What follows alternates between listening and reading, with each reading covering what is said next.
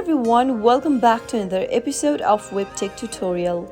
In today's video, I'm going to show you how to check who screenshotted you on BeReal. Watch the video till the end and don't forget to subscribe to our channel if you've not yet. Press the notification bell icon so that you'll never miss another upcoming upload from us. If someone takes a screenshot of your profile on BeReal, then you'll receive this kind of a special message on BeReal app. If you're using BeReal iPhone app, you'll need to share your BeReal photo before you can see who screenshotted it. So simply go ahead and choose one of the social media sites and share your BeReal photo in order to see who screenshotted your photo on BeReal. That is how it can be known.